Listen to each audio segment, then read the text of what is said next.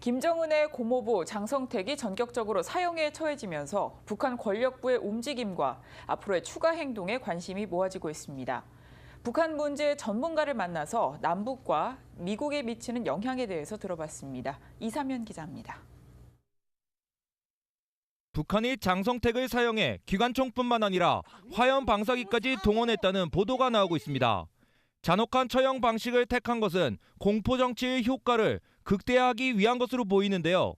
장성택에 대한 전격적인 사형 집행이 김정은 체제의 굳건함을 과시한 것인지 아니면 리더십의 불안을 보여주는 것인지에 대해 엇갈린 견해들이 나오고 있습니다. 자기 나름대로의 세력 판도를, 세력 기반을 구축했다. 그렇기 때문에 장성택을 이런 식으로 처결하지 않으면 앞으로 김정은 체제에 해가 될 것이다. 이런 판단이 있은 것으로 보입니다. 휘둘러왔던 권력의 전횡이라는 것은 이 북한으로 하여금 강성 대국으로의 기반을 형성시켜놓고 이번에 김정은에 대한 어떤 도전, 새로운 권력 의지 이것이 문제가 돼가지고 지금 처형을 당했는데 장성택이 제거되면서 김정은이 추가 선택이 무엇일지에도 관심이 모아지고 있습니다. 엄청나게 강성 정책을 구사를 하게 될 것이다.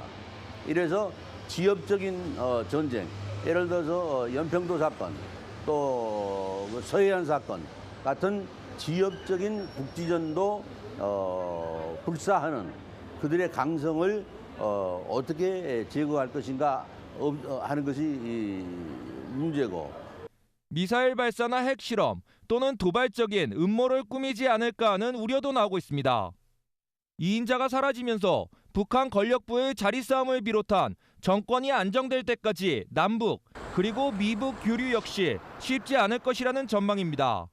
남북 관계가 또 계속 교착 상태에 놓이지 않겠는가 그런 생각을 하게 됩니다. 물론 그 북쪽에 실질적으로 경제 이익이 되는 개성공단 같은 것은 계속할 것으로 판단이 되지만은 그 외에 남북 관계의 전반적인 개선을 위해서는 어느 정도 시간이 걸려야 북쪽 정권이 안정되지 않으면은 그것이 불가능하지 않을까 이렇게 생각이 됩니다.